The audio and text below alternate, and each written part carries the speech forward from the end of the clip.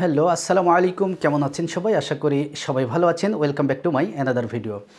আজ আমি আরও একটি ভিডিও নিয়ে আপনাদের সামনে হাজির হলাম। আর সেটা হচ্ছে আমরা বিভিন্ন সংবাদ মাধ্যমে এবং বিভিন্ন অ মাধ্যমগুলোতে জানতে পারছি যে আমেরিকা থেকে একটা নিউজ আসছে যে আমেরিকা যদি এইভাবে আর ৮ থেকে ১০ দিন যুদ্ধ চালিয়ে যায় তাহলে তাদের সমরাস্ত্র সমর ভাণ্ডারে যে সমস্ত অস্ত্রগুলো রয়েছে যেমন পেট্রয়েড থার্ডের যে ব্যাটারিতে যে মিসাইলগুলো ব্যবহার করা হয় সেগুলো যদি এভাবে আর ৫ থেকে ৭ দিন ম্যাক্সিমাম ১০ দিন যদি চলে তাহলে তাদের অস্ত্রের ঘাটতি হবে।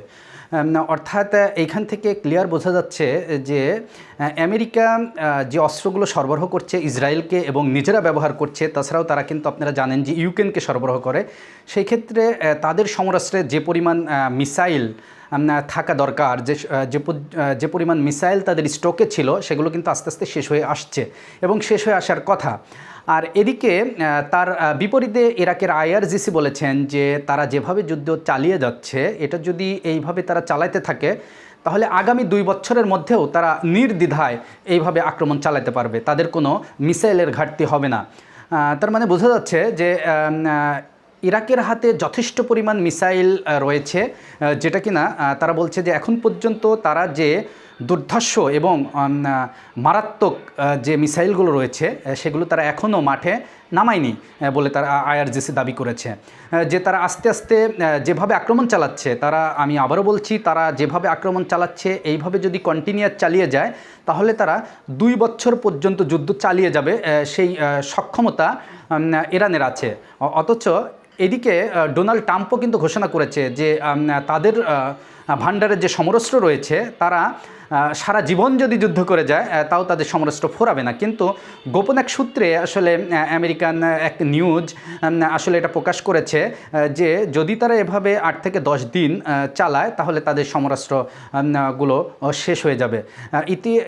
ইতিমধ্যে আমি আরও একটি নিউজে দেখতে পেলাম যে তাদের অস্ত্র উৎপাদনকারী যে সমস্ত সংস্থাগুলো রয়েছে তাদেরকে আসলে জোরালো ভিত্তিতে তাদেরকে আসলে বৈঠক ডেকেছে যে আগামী কালকে তারা বৈঠকে বসবে এবং তাদের যে সমরাস্ত্র রয়েছে তারা অতি দ্রুত তাদের ভাণ্ডারে যোগ করার জন্য তাদের উপরে আসলে প্রেশার ক্রিয়েট করবে যে কিভাবে তারা আসলে এটা উৎপাদন করবে, এটা তাদের ব্যাপার।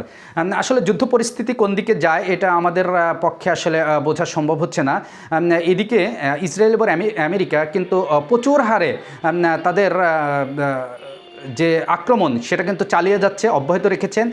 ইরানের বিভিন্ন সরকারি যে ভবনগুলো রয়েছে, সরকারি যে সংস্থাগুলো রয়েছে সেগুলোতে তারা এবং বিভিন্ন হসপিটাল স্কুল এগুলোর উপরে কিন্তু তারা আক্রমণ চালিয়ে যাচ্ছে। এটা কন্টিনিউয়াস চালিয়ে যাবে বলে ঘোষণা করেছে ডোনাল্ড ট্রাম্প। আর এইদিকে ইরানও কিন্তু তাদের বিভিন্ন দেশে, যেমন আসলে আমেরিকাতে তো আক্রমণ করা সম্ভব না, আমেরিকার যে সমস্ত ঘাঁটিগুলো রয়েছে মিডল ইস্টের মধ্যে যে সমস্ত দেশগুলোতে আমেরিকা ঘাঁটি ব্যবহার করে, কিছুক্ষণ আগে একটা নিউজে দেখলাম যে ৩টা দেশে মিনিমাম ২০টা আমেরিকান ঘাঁটিতে আক্রমণ করেছে এবং সেগুলোকে গুঁড়িয়ে দিয়েছে।